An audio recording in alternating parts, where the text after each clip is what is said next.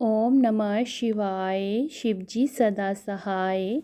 ओम नमः शिवाय। गुरुजी सदा सहाय। जय गुरुजी। शुक्राना गुरुजी।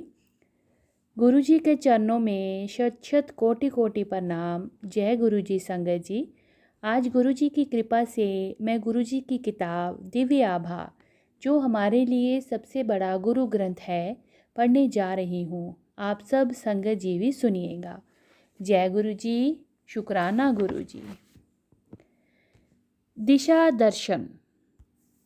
संगत भक्ति में लीन हृदयों का समूह है। इस समूह में विभिन्न विचारधाराओं से प्रभावित व्यक्ति संगठित होकर एक ही लक्ष्य, एक ही आदर्श भक्ति की ओर बढ़ते हैं। इसकी समानता एक वृक्ष से की जा सकती है। संगठित वे सुरक्षित है, किंतु विभाजित होकर उसे प्रत्येक आंधी का सामना अपने विभिन्न भागों से करना पड़ता है। एकांगी हृदय की एकांगी भक्ति में अपने भीतर उसे एक अनुपम देवत्व की प्राप्ति होती है।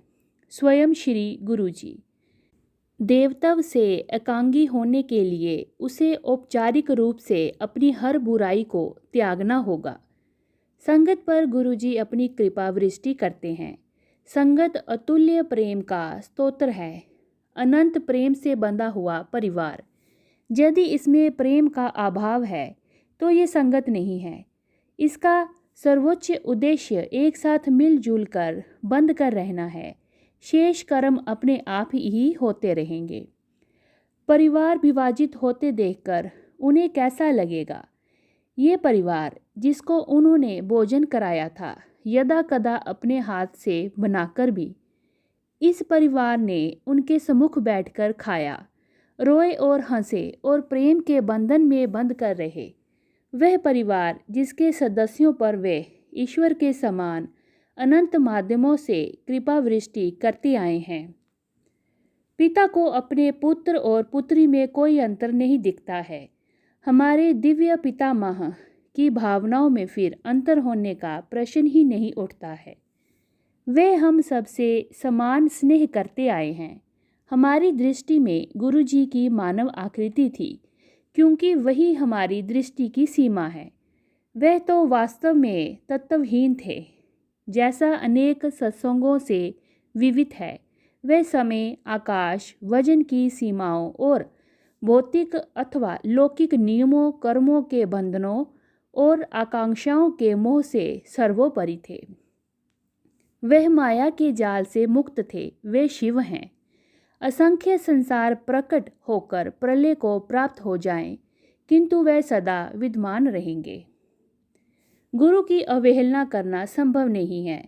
गुरु की परिभाषा देना भी संभव नहीं है। ये भी कहना कठिन है कि गुरु कौन है और क्या है, परंतु एक तथ्य स्पष्ट है, वह मनुष्यों, देवी और देवताओं की सीमा से नहीं बंधे हैं। वे तो सर्वोच्च हैं। ये समझने की भूल नहीं करनी चाहिए कि वे मानव रूप में हैं। वे तो उनके अस्तित्व का माध्यम मात्र है। कल वह मनुष्य शरीर में थे, आज पूरा ब्रह्मांड उनमें विलीन है।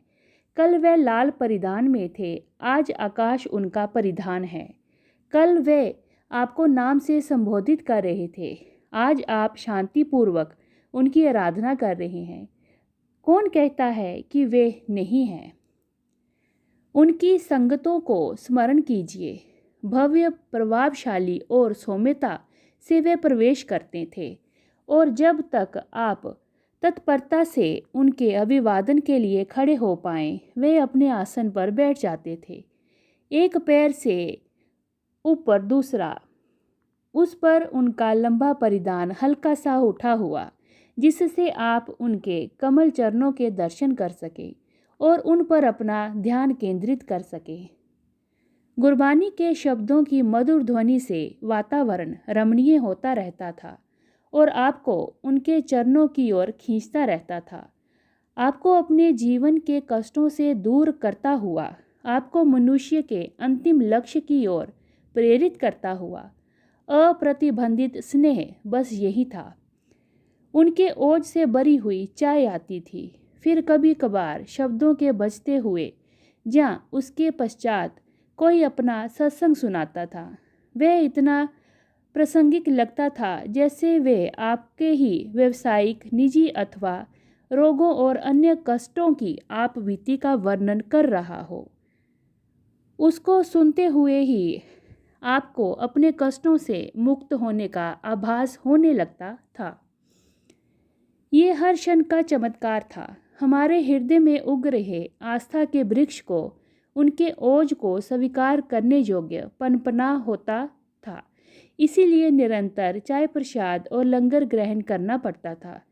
वे हमारी आत्मा को अपने स्नेह और ओज से भरते रहते थे ताकि वह हम सबको प्रेम और आस्था से परिपूर्ण समर्थ बना सके।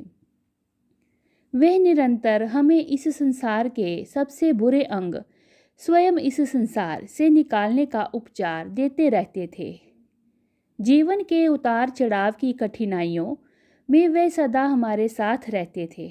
संभवतः किसी को भी उनके वास्तविक रूप का ज्ञान नहीं है। ये कहना पर्याप्त होगा कि उनमें प्रेम का परावार था और सबसे प्रेम की ही आशा रखते थे। जय गुरु जी। अनंतम अनंतम शुक्राना गुरु जी।